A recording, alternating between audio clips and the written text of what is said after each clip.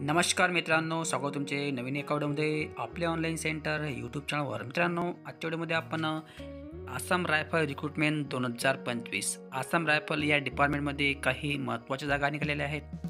त्याबद्दल आपण या ठिकाणी थोडक्यात माहिती पाहूया. त्याचप्रमाणे सदर फॉर्म ऑफलाईन आहे की ऑनलाईन आहे, त्याचप्रमाणे शिक्षण, वयाची अट इत्यादी डिटेल या ठिकाणी पाहूया.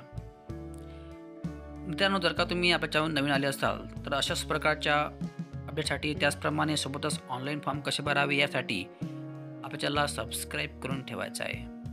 समजा तुम्ही या ठिकाणी पाहता की हे आसाम रायफल यांची PDF आहे. हे PDF आपल्या टेलिग्राम चॅनल उपलब्ध आहे आणि टेलिग्रामची लिंक आपल्या व्हिडिओच्या डिस्क्रिप्शनमध्ये दिली आहे. तिथून जाऊन तुम्ही टेलिग्राम चॅनल जॉईन केल्यावर तुम्हाला ह्या सर्व गोष्टी नोकरीसंबंधी अपडेट या ठिकाणी उपलब्ध होतील.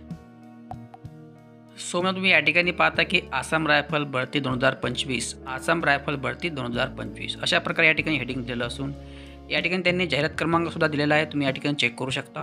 त्याचप्रमाणे एकूण जागा आहेत 215, म्हणजे एकूण जागा 215 असून या ठिकाणी अलग अलग पदासाठी अलग अलग या ठिकाणी व्हॅकन्सीज काढल्या आहेत. आता या ठिकाणी आपण थोडक्यात माहिती पाहूया. फॉर एक्झाम्पल, तुम्ही या ठिकाणी पाहताय की पदाचे नाव आहे नंबर 1 मध्ये आहे धार्मिक शिक्षक RT, याच्या 3 जागा आहेत.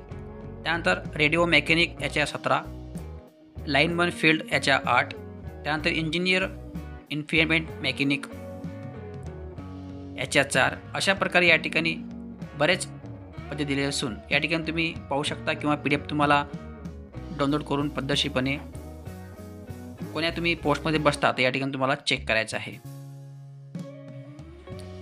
म्हणजे या ठिकाणी मित्रांनो एकूण 16 पदं आहेत दिलेत. या ठिकाणी आखरीचं पद आहे सफाई, याच्या एकूण जागा दिल्या 70, म्हणजे अशा एकूण 215 जागेसाठी या ठिकाणी आसाम रायफलमध्ये भरती निघाली आहे. त्यानंतर या ठिकाणी क्वालिफिकेशन त्यांनी सांगितलेले आहे की पदक्रमांक 1 साठी दिलेला आहे पदवीधर, त्याचप्रमाणे सोबतच संस्कृतमध्ये माध्यमा किंवा हिंदीमध्ये भूषण अशा प्रकारे या ठिकाणी क्वालिफिकेशन मागितलेलं आहे. जर का तुम्ही यामध्ये बसत असाल तर या ठिकाणी तुम्ही अप्लाय करू शकता. पदक्रमांक 2 आहे 10वी उत्तीर्ण, सोबतच तुम्हाला डिप्लोमा रेडिओ किंवा टेलिव्हिजन टेक्नॉलॉजी इलेक्ट्रॉनिक्स अशा प्रकारे या ठिकाणी ITI वगैरे असणे आवश्यक आहे. त्यानंतर पदक्रमांक 3 आहे 10वी उत्तीर्ण, सोबतच तुम्हाला ITI इलेक्ट्रिशियन.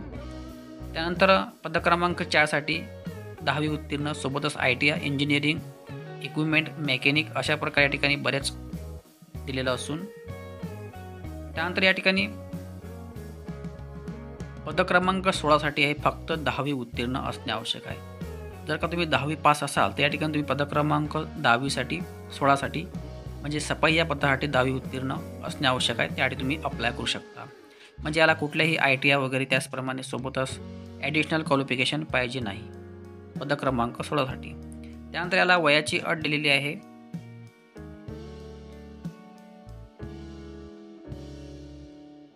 पदक्रमांक 1 साठी हे 18 ते 30 वर्ष आणि SC STला 5 वर्ष सूट आहे, OBCला 3 वर्ष. अशा प्रकारे या ठिकाणी क्वालिफिकेशन दिलेलं असून आणि वयाचा सुद्धा या ठिकाणी कॅटेगरी दिलेला आहे. त्यानंतर पदक्रमांक 15 साठी आहे